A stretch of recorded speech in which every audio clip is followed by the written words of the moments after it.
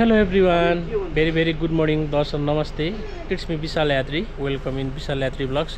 आज चाहिँ एउटा एकदमै दुःखद घटना घटेछ ताप्लेजुङ जिल्लामा। आज 2082 साल वैशाख महिनाको कति गते हो, 8 गतेको दिन बिहान 6:30 बजेतिर चाहिँ हाई टेन्सनको लाइन 11 kV को झरेर पाथिभरा मन्दिर जाने क्रममा चाहिँ 4 जनाको डेथ भइसकेको, 2 जना चाहिँ गम्भीर घाइते भन्ने न्युज चाहिँ बिहानै पढ्नुपर्ने भयो उठ्ने बित्तिकै। सोनामजी हुनुहुन्छ यता। हामी चाहिँ अहिले बिहान यहाँ अब उठेर एउटा के भन्छ फिदिमभन्दा मुनि तुम्मेवा सब स्टेसन जानको लागि रेडी भएर निक्ल्न लागेको, त्यस्तो न्युज पढ्नु पर्यो। एकदम दुःखद घटना घटेको छ हैन। आजको मौसम चाहिँ अब यस्तो छ, सबैतिर धुम्मेर बसेको छ।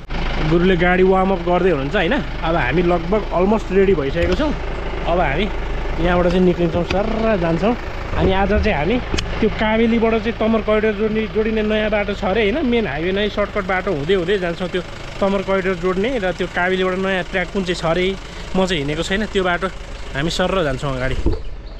ओहो बादल लागेर पुरा हैन धुम्म भएको छ सबतिर। हामी पेट्रोल पम्प आइपुगेको छौँ अहिले। यतिखेर पेट्रोल रिफिल गर्ने काम भइरहेछ है। पेट्रोल हालेर अब हामी सर अगाडि जाने प्लानमा छौँ। कस्तो मुडअप भयो कि बिहानै हैन। मैले अहिले फोन पनि गरेको थिएँ उता समुद्रलाई। बिहान 5:30 तिरको घटना रहेछ बिहानै। यस्तो हिलो ठाउँ रहेछ, हिलो ठाउँहरूमा चाहिँ गाडीमाथि चाहिँ हाई टेन्सनको तार झरेको भन्ने कुरा आएछ। गाडीको फोटोहरू हेर्दाखेरि पनि एकदम बिजोग लाग्ने अवस्था छ है। डढेर पुरै खत्तम भएको छ। मान्छेहरू अझै धेरै सिरियस भएको अवस्था रहेछ।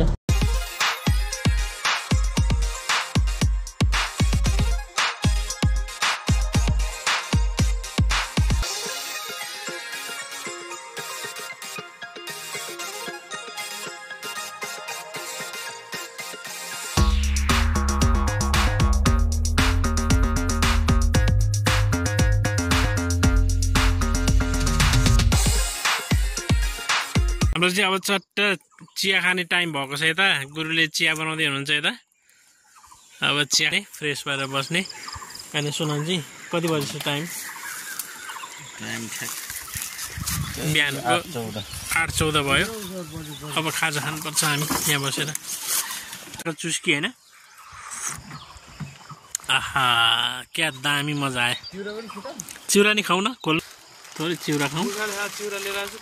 मुसाले हो र? के भएछ र त्यहाँ? के छ र? ओहो बर्बाद भयो यार।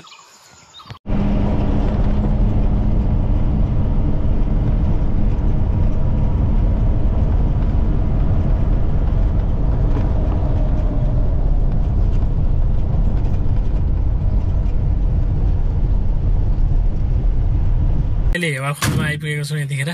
सोनामजी चट्ट पारेर हिउँहाला सब लगेछ हैन। एउटाको जस्तै अवस्था छ, बाढीले बोकाएको जस्तो छ, सेम त्यस्तै छ।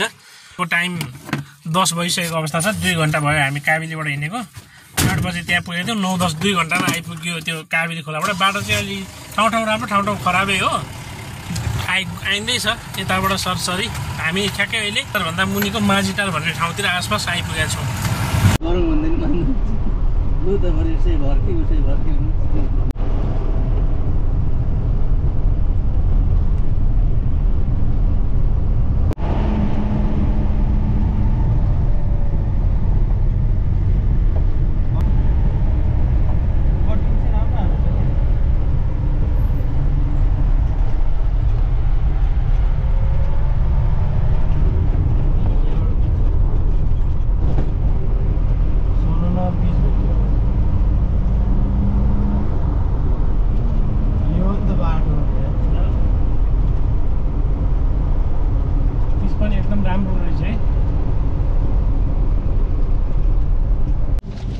भोक लागेर चट्ट खाजा खाँदैछौँ बाटोमा बसेर। हामी फिरन्ते जिन्दगी। गुरु यता हुनुहुन्छ। चिया खाँदै चलचल चिउरा खाँदै बसिरहेको छौँ।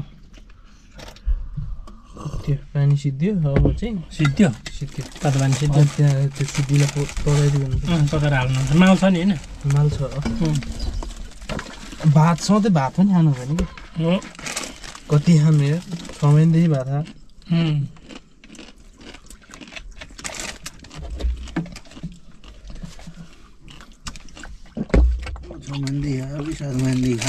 पानी पोखिएको सिट पनि फुट्दैछ। केही हुँदैन, यो सिट कभर सब फेर्ने हो। अब स्टिपुर गाडी फेर्नुपर्छ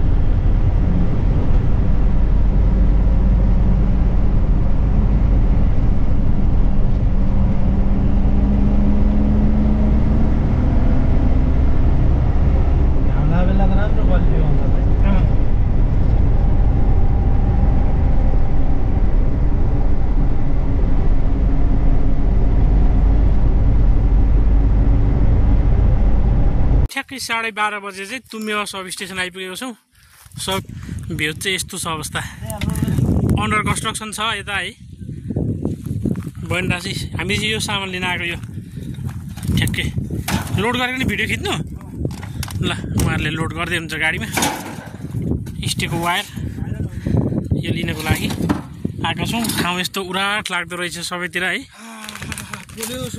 जङ्गलहरू एकदम कम छ गर्मी टाइम छ निन्द्रा लागेर बिहाल भयो नि हो बल्ल आइपुग्यो आज खानासाना चाहिँ खान पाएको छैन म तपाईँलाई तुम्बेवा सब स्टेसन देखाउँछु अन्डर कन्स्ट्रक्सन यो चाहिँ पावर ट्रान्सफर्मर भन्छ है यो ठुलो भन्दैछ यता कन्ट्रोल बिल्डिङ स्टाफको क्वार्टर उता छ सी गाइस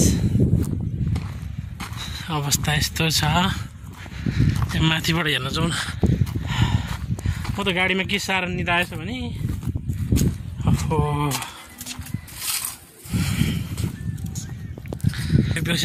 सब स्टेसनको भ्यू है मजाले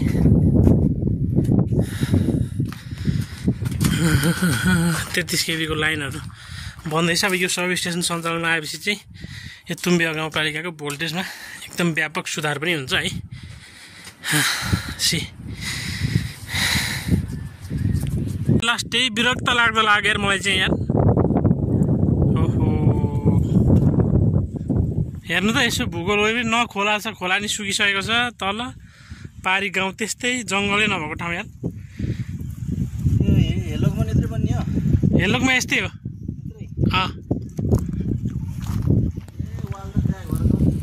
हिटेको भन्दा नि राम्रो तर गर्मीले चाहिँ मर्ने रहेछ कि यो ठाउँमा आम्मा गर्मीको त पुरै छोडिदिउँ यति धेरै गर्मी हुने रहेछ कि यो गाडी आयो पठाइदिउँ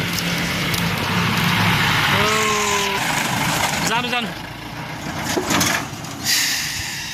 लगाइदिउँ गेट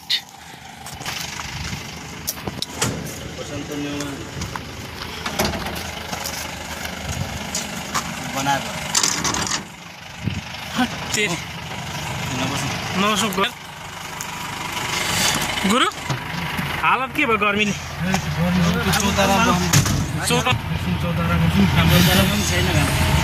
बरपिपल चौतारीमा तुम्बेवा गाउँपालिकामा सब स्टेसन छेउमा बसेर हावा खाँदैछौँ हामी यता गफ गर्दै खेल्दै हुनुहुन्छ यता गुरु अब यसो डकुमेन्टहरू के ल्याउँदै हुनुहुन्छ हाम्रो कान्छा काले के छ हो खबर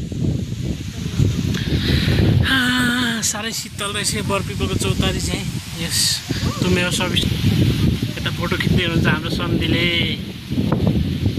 सम्झिरहेको छ है गर्ने चाहिँ अब के गर्ने एकछिन हावा खाने नि